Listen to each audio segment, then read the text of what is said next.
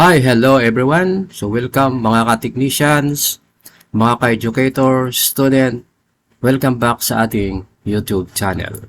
Sa video natin ngayon, pag-uusapan natin ang computer assembly, kung paano mag-assemble na isang desktop computer from each individual component.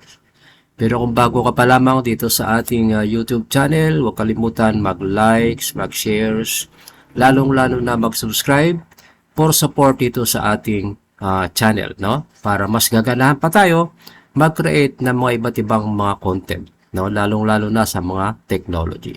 So shoutout ko lahat ng student ng Systems Plus Computer College, lalong-lalo na sa mga grade 11 and grade 12 senior high school. Okay. Kung beginner ka at gusto mong matutunan kung paano pagsama-samahin ng motherboard, processor, the RAM, storage, power supply, at other components, this video is for you. Okay? So, let's get started. So, dito sa ating step number 1, prepare natin yung mga tools at yung mga components para makabuo tayo ng isang system, no? Ibig sabihin yan, ihanda natin lahat yan. Kabilang dito yung motherboard na nakikita natin sa ating screen, yung monitor, yung processor, keyboard and mouse, the SMPS power supply, the RAM, the graphics card, and the hard disk drive.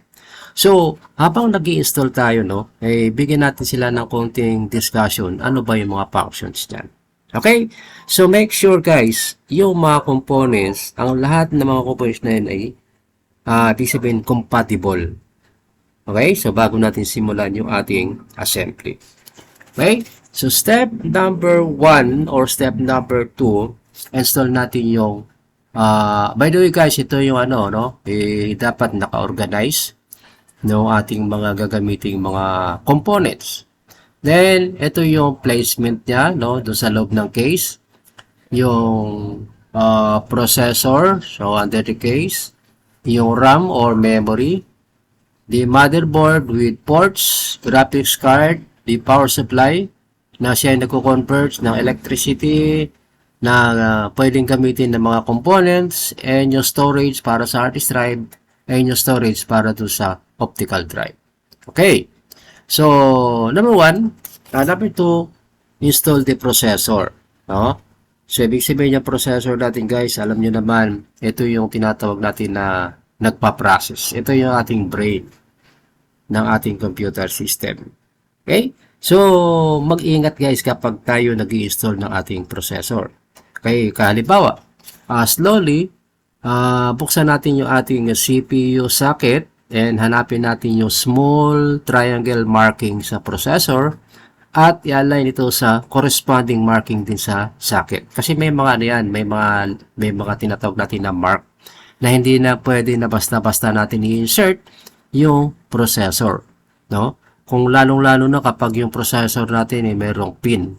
Kasi meron tayong dalawang klase ng processor, yung tinatawag natin na LAN grade array tsaka yung pin grade array. Okay, so importante guys, huwag pilitin ang processor. Kapag tama ang alignment guys, gently place the CPU into the socket and ensure and secure the retention mechanism. Okay? So, once na na-install yan, lalagyan natin ng CPU cooler. No? So, kung kailangan ng thermal paste, maglagay ng appropriate amount sa ibabaw ng CPU. So, bakit? Kasi yung thermal paste, ito yung tinatawag natin na nagbabalance ng heat from CPU papunta dun sa heatsink. No, ibig sabihin, mas mabilis yung pag-transfer ng init noon sa heatsink. Kasi hindi pwedeng magkaroon ng heat ng ating processor. Kapag nagkaroon siya ng over niyan, ay pwedeng masira, ay pwede siya mag-overheat. Okay? Then, kailangan natin palitan yung ating processor. Okay? Then after that, i-connect natin yung CPU from cable sa motherboard o yung tinatawag natin na CPU fan header.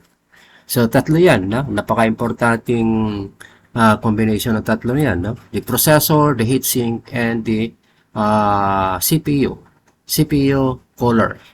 So, processor, So, naglalagay tayo ng thermal paste para mas mabilis mag-transfer papunta doon si heatsink. Si heatsink kasi ito yung metallic device that absorbs heat from the processor, no? Then, si cooling pa naman, ibublow niya palabas yung heat para ma-maintain na laging mas malamig yung ating processor. Okay? So, kasi nasi-sense ni processor yan kapag mainit, pwede siya mag-restart or pwedeng matuluyang masira. Okay. Okay, so next, install the RAM. So kung makita natin, we have the tinatawag natin na memory slot or RAM slot. So napaka-importante sa mga desktop or mga laptop yung tinatawag natin na memory. No? The more memory, mas mataas yung memory, mas maganda yung magiging magiging functions niya. No? So kapag mataas yung memory, pwede tayong maglagay ng Windows 10 or Windows 11. So at least 8 gigabytes. So yung function ng memory guys, no?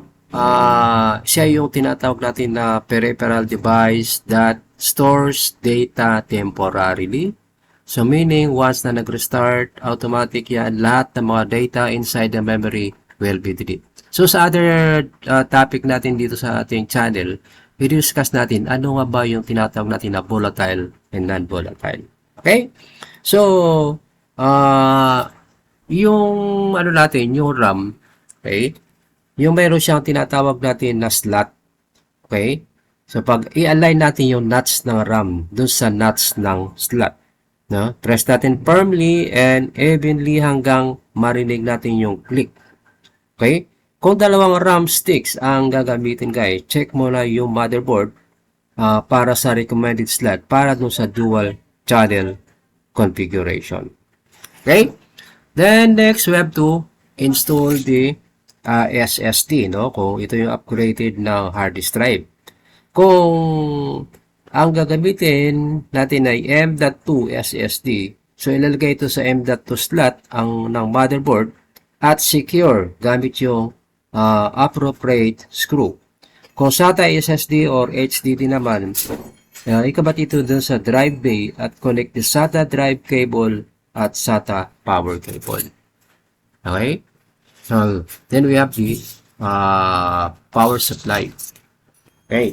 So, si power supply, so siyempre, i-position natin yung power supply sa designated area ng case. No? Secure na nasa tamang ayos para pag naglagay tayo ng screw, nakapit sa dun sa ating case. Then, ihanda natin yung mga power cables, gaya ng mga 24 pins, motherboard cable, okay, the PCIe power cable kung may dedicated graphics card, okay. Then, tsaka natin i-install lahat ng mga cables na yan kasi napaka-importante yan sa power supply. Then, next, we have the PCIe. Graphics card, no? Kung gumagamit tayo ng dedicated GPU, install natin yung appropriate PCIe Express x16 slot. So, remove the corresponding expansion slot cover sa case. Insert natin yung graphics card carefully until properly seated. Okay? So, number 1 and next is the tinatawag natin ng mga connect all cables. Ano ba yan? Mga 24 pins, motherboard power, CPU power cable, GPU power cable kung required, SATA power, SATA data, front panel connectors, the USB connectors, audio connectors, or case fan connector. Then, yung final, so yung final checking natin, okay, so before natin i-power on, let's do the final inspection. Check natin kung nakakabit ba yung RAM. Connected ba yung CPU power? Connected ba yung 24-pin motherboard cable?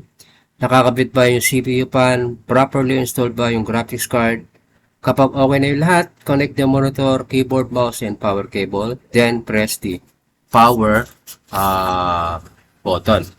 Okay? So, makasimple lang yung mga tinatawag natin na assembling and disassembling. No?